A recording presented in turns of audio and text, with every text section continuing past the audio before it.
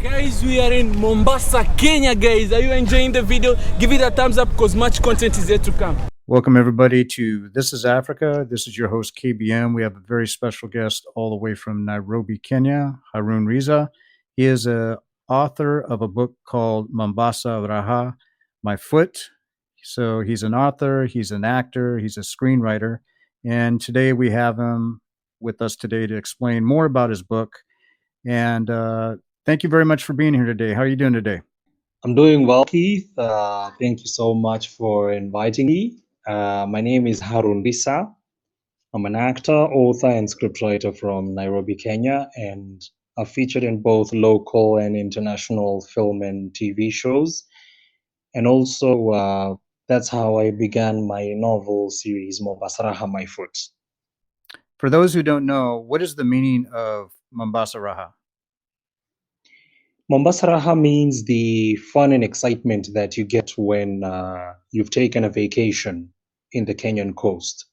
And also, in the Sheng slang, it also means the rich lifestyle that a Kenyan accomplishes upon getting rich. So some Kenyans will actually say Mombasa Raha, meaning someone got very rich or famous in that process. Okay, very interesting.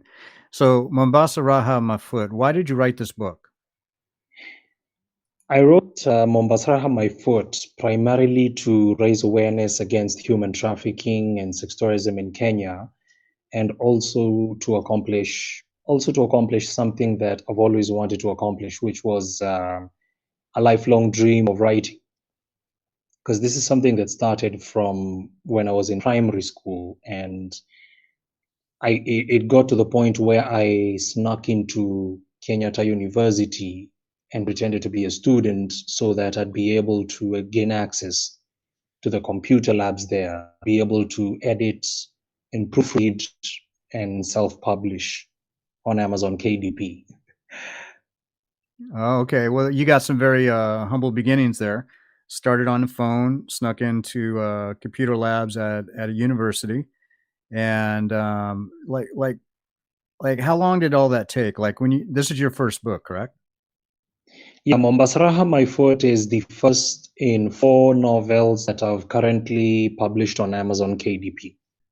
Okay, and how long was the process for you? Starting on the phone, going back and forth, to the university, going to the labs and everything. What was that process like? I mean, was it tedious? Did it take long? Was it not that long?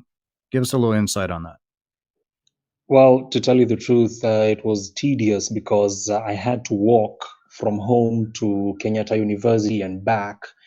And I also had to make sure I wasn't doing this every day, like every single day, to the point where it gets suspicious. So there were days when I would walk to Kenyatta University and back so that I'd be able to gain access to the computer labs there. And once I'm online, I'm able to do all the editing that I needed to do with a computer, because where I come from, it's only my phone I relied on. So if I needed to edit anything and I wasn't anywhere near a computer, I was only going to download Microsoft Word on phone and use it from there.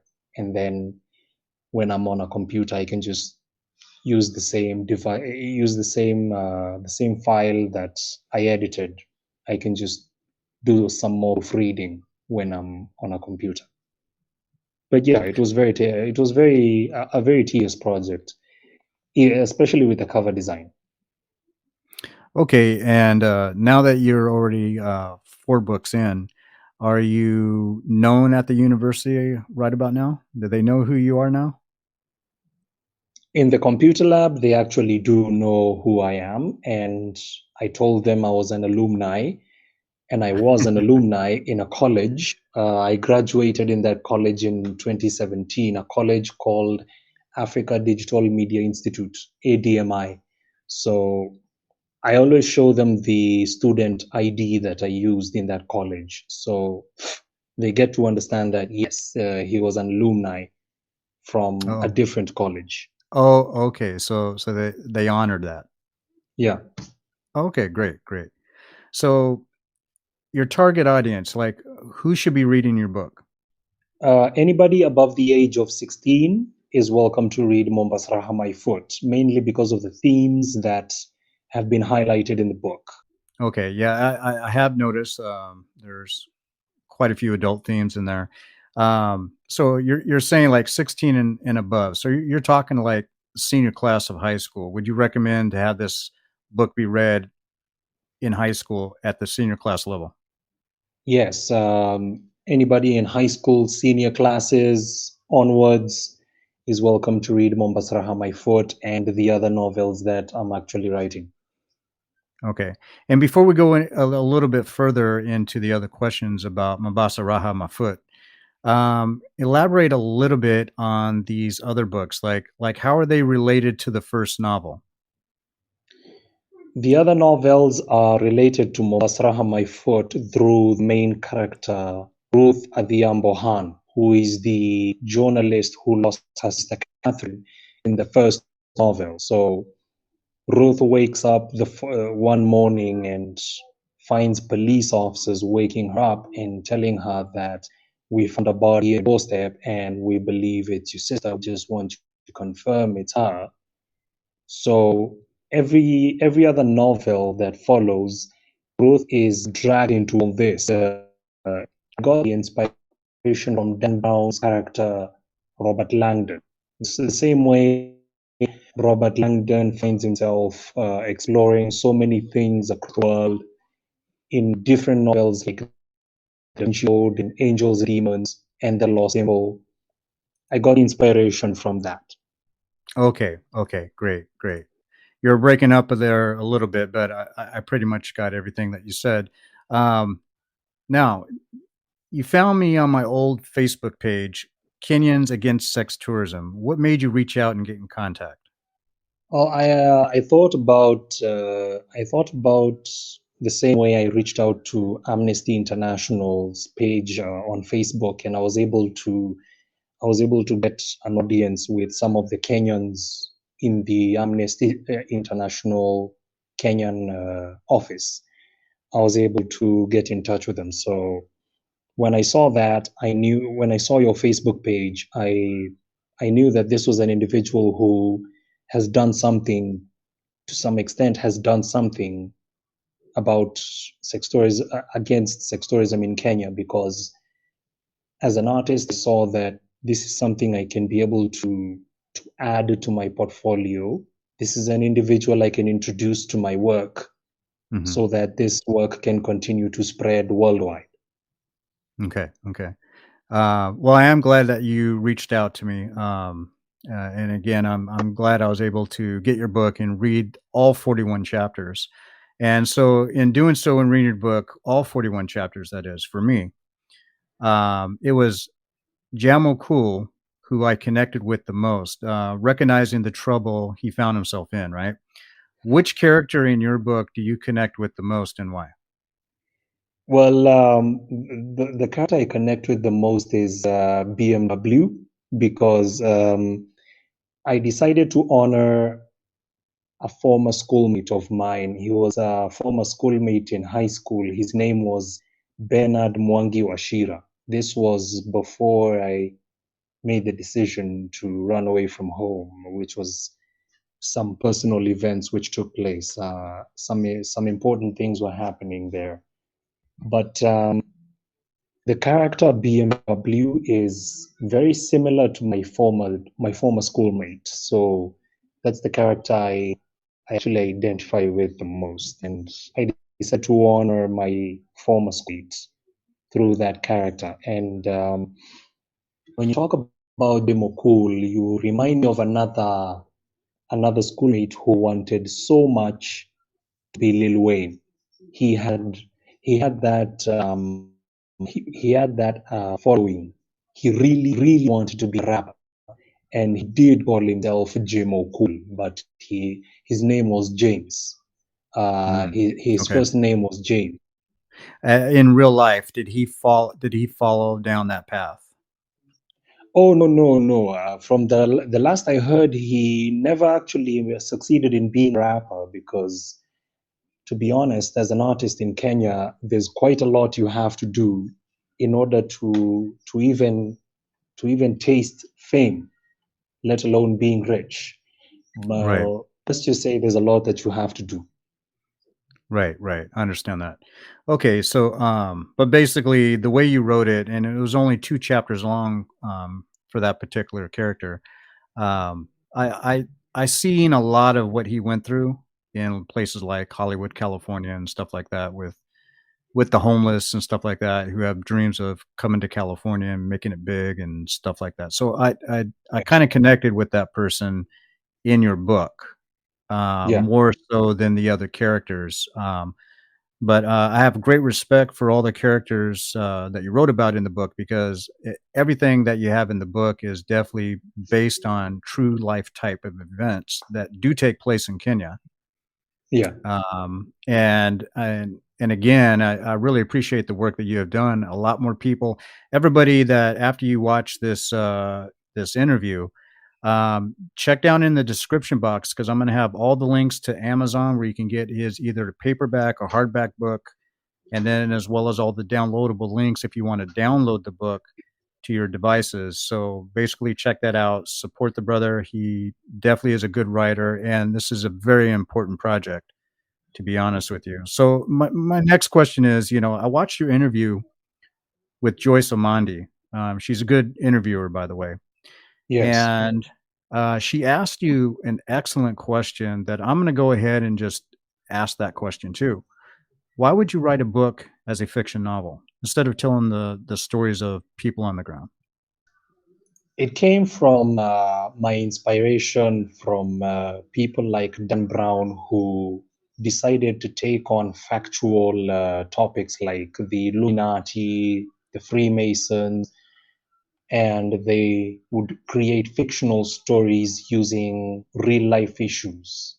So it's something that came from inspiration mostly because I looked at how Dan Brown showed the world his story about Robert Langdon through factual things like the Illuminati in the Angels and Demons, and I Mhm. realized that this is something that I can actually do, and I can make serious stories based on real life issues and show one page where the facts are clearly shown to the audience, to the readers as well, so people can understand that this story is fiction, but anything that's factual that I've used in the story is indicated in a chapter. Right. So what you're doing, from what I gather by that, is you're building the connection between the reader and what's actually going on in Kenya, even though it's a fictitious story. Yes. Okay, okay. That makes a lot of sense. I think that's now hearing that from what you told Omandi, as well as now, I get a clear understanding of why somebody would write a book like this in fiction, opposed to just collecting interviews from people who've actually been victims of this sex tourism and human trafficking in Kenya or elsewhere. So my next question to you is, since the two go hand in hand, who do you Yes. blame for the problems of sex tourism and human trafficking in Kenya?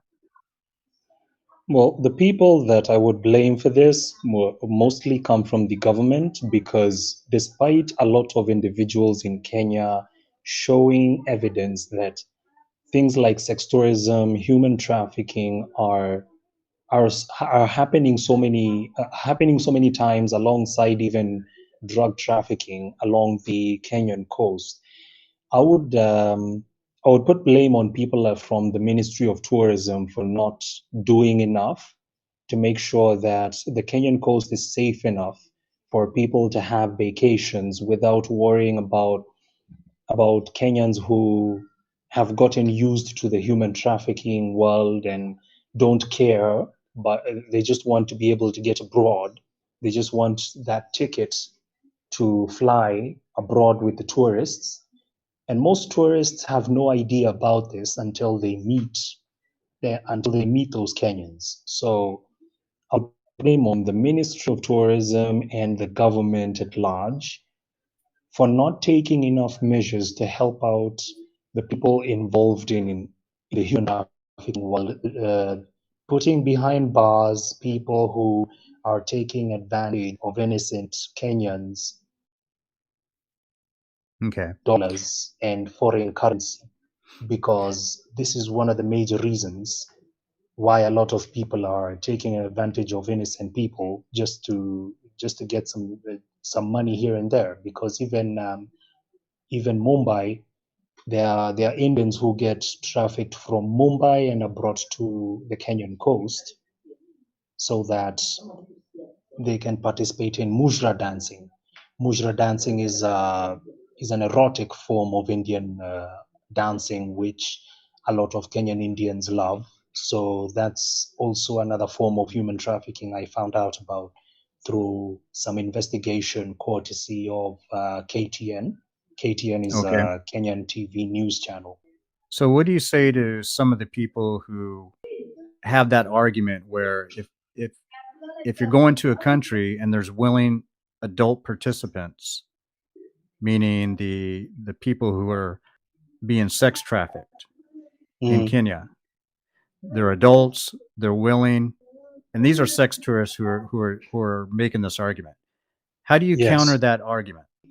Well, actually, it's very hard to do something like counter an argument like that, because you find that there are so many individuals who are willing to even traffic their own family members so that they can get out of poverty.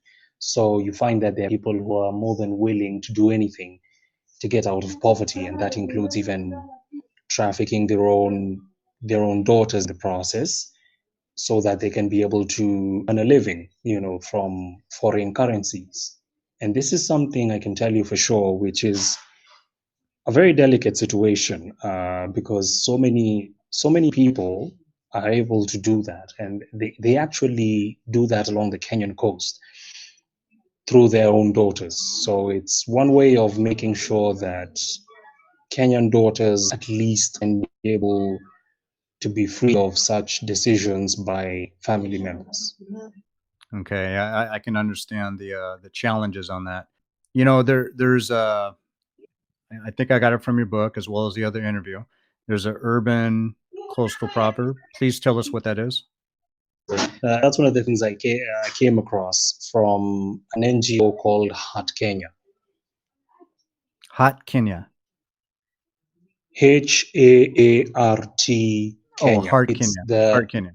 yeah, yeah, Heart Kenya is the NGO that primarily deals with human trafficking issues in Kenya, and they gave me some important information which I used to make Mombasa Raha my food. All right. So, but what is the proverb? Like I heard you say it on the interview. What is that proverb? Well, the main issue is poverty, because you find that there are so many of these people from the coast who see tourists on vacation enjoying themselves, and there's that knowledge that they've always had. There's that common knowledge that a foreigner is rich.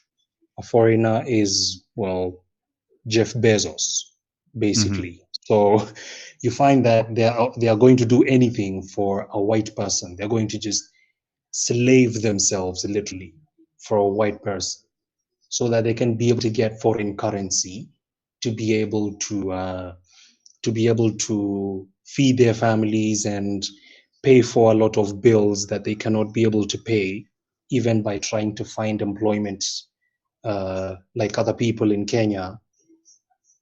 So it's quite a challenge. It's quite a challenging topic, but I feel proud that I've been able to use this topic to make a story out of it, to inspire others that you don't have to go down this road, and you don't have to also sell yourself to a foreigner for temporary pleasures, just for a few foreign shillings. Right, right. You know, and I always have the concept when it comes to tourists. If they're coming to tour a country, they should either be there for tourism, as in safaris, having a great holiday. If they're coming to meet somebody, it's either as a girlfriend, boyfriend, or to be a husband or wife, but definitely not the latter. The latter definitely has no benefits in society, in any society.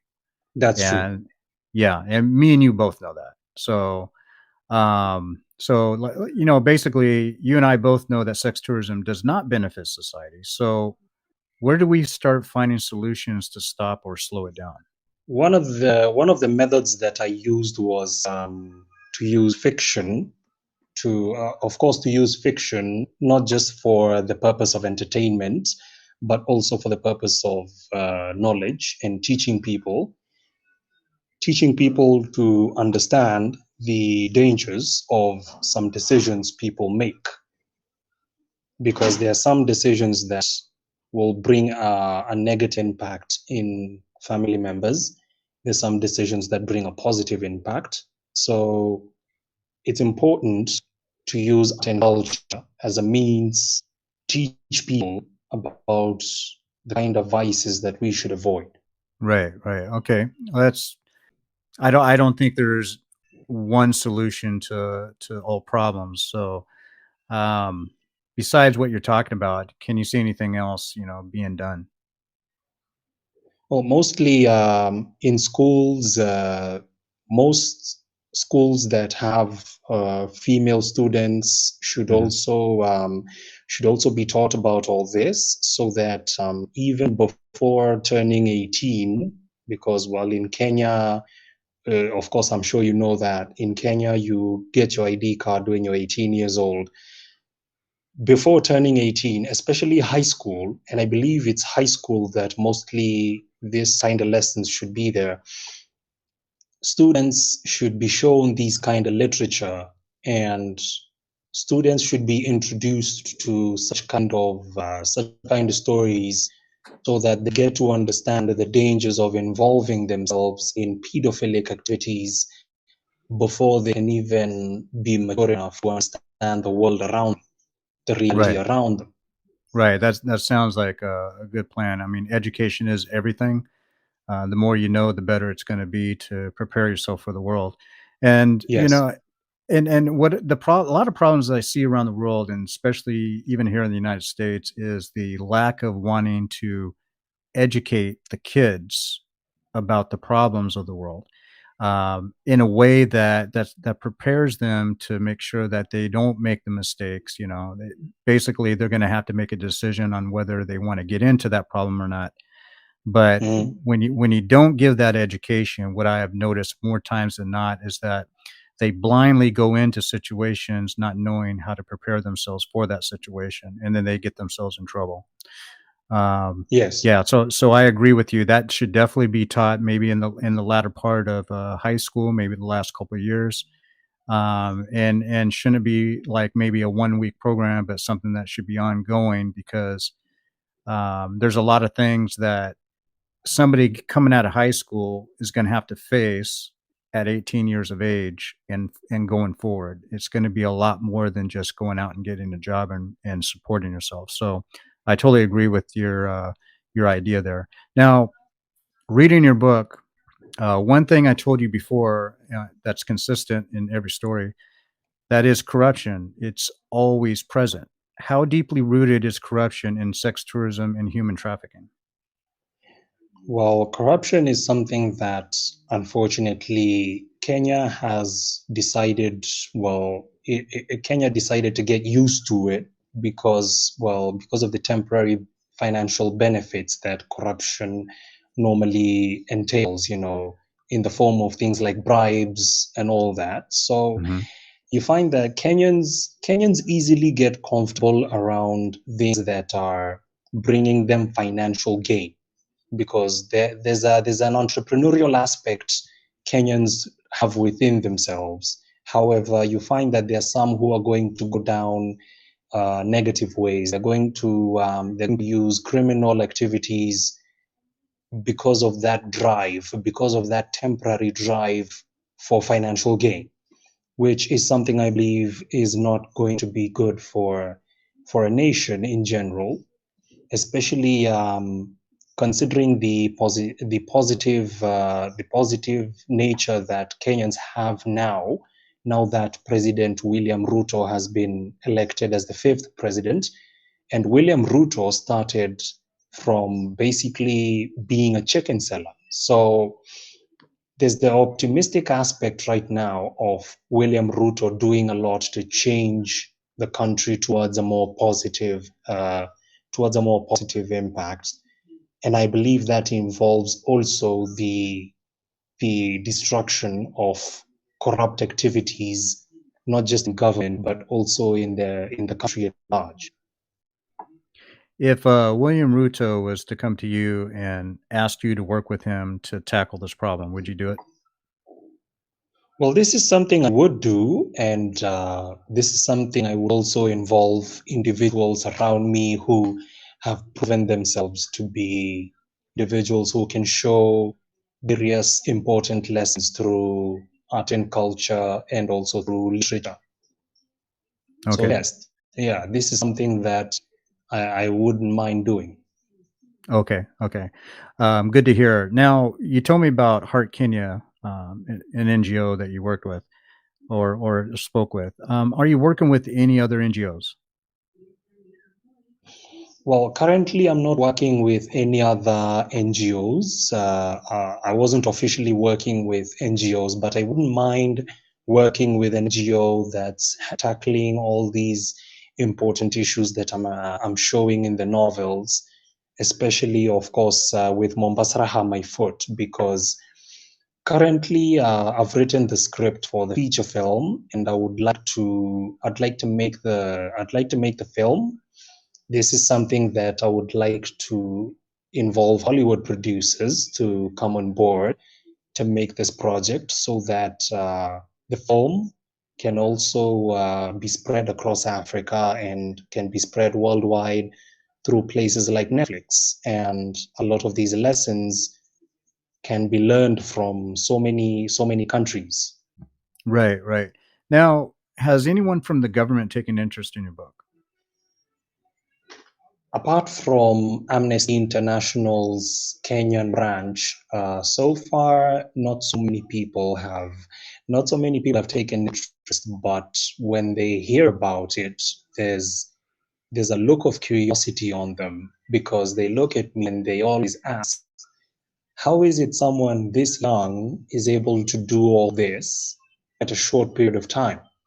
Well, mostly the answer is because I always believe that there's no excuse to lose hope, primarily on your skills and primarily on yourself as a person. So I always make sure that I've accomplished everything that I've always dreamt of accomplishing for the time that I am alive.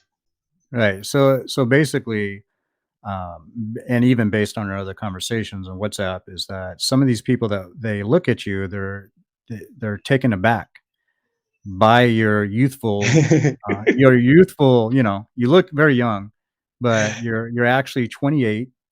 You've accomplished a lot. You've got humble beginnings in the way that you're writing your books. This Yes. is something that would be movie worthy of just a story about you. Now, to kind of go along the last question I had there, like, you met my longtime friend Bethwell Mbukwa at the AMREF headquarters in Nairobi. Yes. Have you spoken with anyone at AMREF about your book? There are a few people that I spoke to at AMREF's library too. There were some people I showed my novel and the others that I had written, and they were actually impressed. They looked and they were like, "Hey, keep doing what you're doing."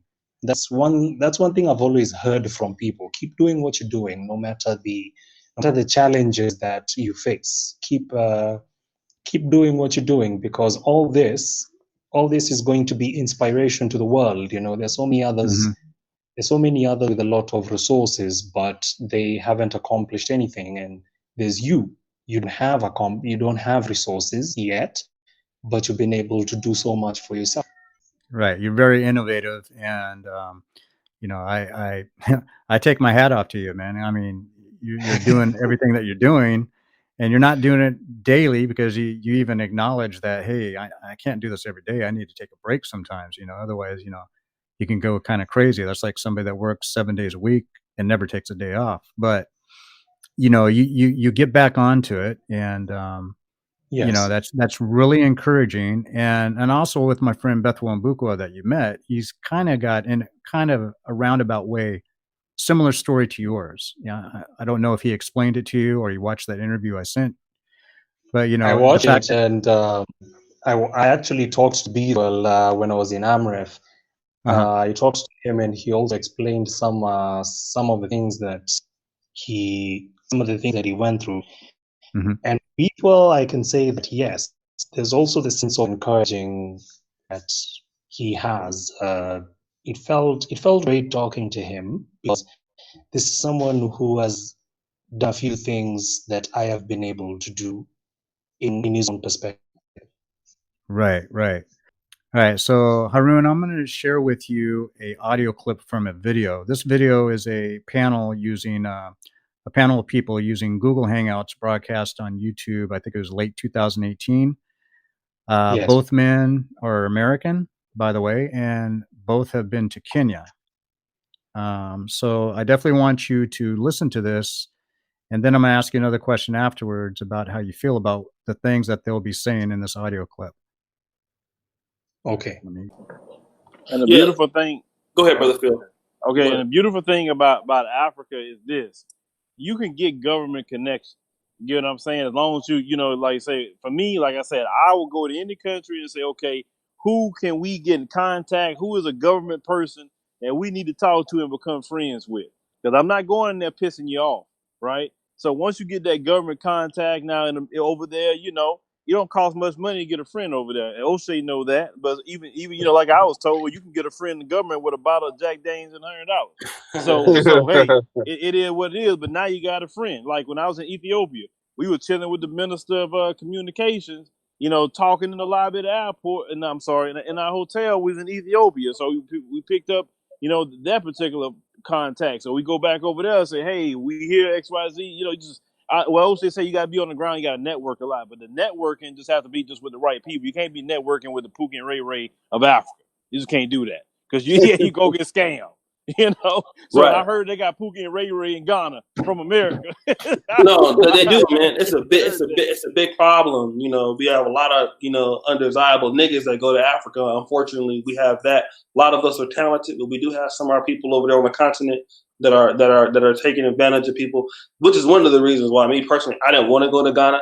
I hate to say that because it was too many. I heard it was too many of those kind of people there. So I wanted to go somewhere where there wasn't too many. Not to say talk about people bad, but I didn't want to go because I know that those kind of people were there. Not to say all of them were, but I heard it for so many people. So I said, let me go somewhere that's not Ghana and open up a new lane. And thankfully, I was able to get Phil. In fact, I got to upload some stuff today that we can go ahead and put up. But again, also that's the networking with other brothers to try to. Me and Phil's supposed to do a show about that, about brothers working together. Like, we've been working together on this project. Yeah. And that's the thing. Take your ego out of it. Yes. And but you niggas not gonna do that, and that's why I'm gonna be That's what out there hurts. tricking. I'm gonna be out there tricking That's what Africa. hurts us more than anything in America is that like for me personally, I've worked with people before, and every single time that ego, it don't matter where you're from, if from America, Africa, whatever, and that ego come up. I don't know what it is, but that ego come up, and then now you getting all brand new or whatever because you got you a little bit more popularity. I'm like, man, look, let's just stick to the program, man. Let's do things together. Let's work together. Let's build something like them folks. They do their thing, but they also work together. You get what I'm saying? They got NATO, and then they got their own countries to do what they got to do. So why can't we build, together, especially as brothers? Why can't we do it? So, for me, I tell people up front, if you start that ego, I'm just gonna walk off. I can't deal with people's ego. I can't do it. We can work under the spirit of unity, and that's that. I don't care if you're African or whatever you is. I just can't deal with that ego from nobody. But Right. that's it. That situation like he talking about over there in Ghana. See, I wouldn't even be certain areas I roam in. I just won't be engaged in that because I believe when you go to Africa, you should go to the 5-star 4-star you want to, hotel, stay in there. Like I told O'Shea, Kampala got a nice hotel called the Pearl of Africa. He need to go over there. And he talking about his tricking level go about 100% if you say, yeah, I'm saying the Pearl of Africa over there. They know what the Pearl of Africa is. Well, they know me. They know me and this tricking. So I am the Pearl of Africa when it comes to this tricking, brother. I done bought a lot of sandals out there. Oh yeah, hey, check this out. So y'all, I don't know, y'all know O'Shea. O'Shea, you talking about your modeling thing, huh? Oh yeah, that too. But go ahead, Phil. What you saying? Okay, so think about it. O'Shea, and I seen the ad. O'Shea got looking for models in Uganda. Okay, and there's a lot of women that's showing up to look very nice. Now, if he'd have had the same thing over here with these Instagram chicks, they'd have ran him through the mud on money. He's paying what? US $27 you offering him? Yeah, something like that. 27.30, and the ad was not even. We got like what 500 responses and less than $25 to put the ad up. Okay, so I saw the ad had I had to calculate it. So it was 100,000 shillings. So these chicks that's just hitting this page up, I mean, he'll tell you how they look. You can go check the ad and the responses.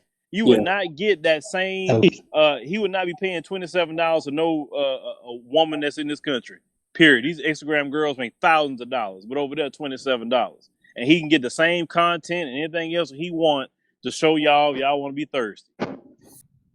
Okay, so Haroun, as a Kenyan, Yes. as an African, after hearing these two men admit crimes, one is willing to corrupt government officials, the other admits he's a sex tourist committing crimes of sex tourism in Uganda. Both men consider these things as building up Africa or nation building. How does this make you feel when both men brag about doing these things in Africa and to Africans? Of course, it makes me feel really bad because these are individuals who are supposed to respect Africans, but find that they can easily take advantage of Africans who welcome them into their countries. So yes, this is, of course, as an African, I feel really disgusted when I hear such kind of individuals talking about Africans, yet they're African Americans themselves, even if they're born in America, but they're born by people from African descent. So there's an aspect where respect to Africans should be there. Right, I absolutely agree. It just the mindset, unfortunately, just the mindset of people willing to do things like this and then have the nerve to think that this is nation building or building up a country, and basically in their head, and they never produce anything. They absolutely never produce nothing. All they are is in making money for themselves. And then, of course, like the second person you heard talking about he's tricking all over Uganda, and you know what tricking means, obviously, which is illegal in America as well as Kenya, and Uganda. These people offer nothing in society but filth, and basically destroying the community in which they visit. That's true. So I'm glad you gave your opinion on what you just heard. But here's another question I have for you. Okay. Suppose you were Kenya's president. How would you fight sex tourism and human trafficking in the country? Well, of course, I would make sure that everybody who is coming to Kenya on a tourist visa is actually properly vetted, and it has to be everybody who is above 18 who is holding a passport, and anybody who is under 18 is not going to be easily checked into a hotel. So even if you're coming as a family, anybody under 18 should bring their birth certificates to prove that they are a biological family, so that they can be vetted into the hotels for vacation. So, of course, a lot of controls have to be taken to fight sex tourism. And the way you propose that sounds very strict, but I myself, I think it has to be done. At this point, it has to be done. So if you had anything to say to all sex tourists coming into Kenya, what would you tell them? Well, I would tell them that their time is coming, because all these temporary pleasures are never going to give them a peace of mind. Okay. And what do you want people to take away from reading your book? I want people to understand that there is always victory in the end when you're working on something. And I want people to understand that there's no excuse to lose hope, no matter what happens in your life. That's one of the reasons why I created the main character, Ruth, who has been able to overcome her own loss, because she lost her sister to sex tourism. So Ruth is one of the major inspirational characters in the whole Mombasa Raha, My Foot novels. Right. Okay, Haroun Risa, thank you very Yeah. much for this interview. And on that note, everybody, we're out.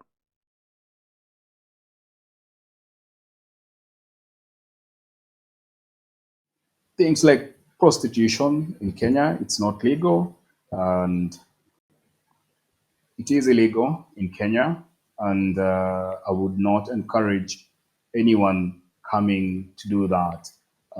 First of all, it is not good, and unfortunately, what happens is, especially at the coastal part of Kenya,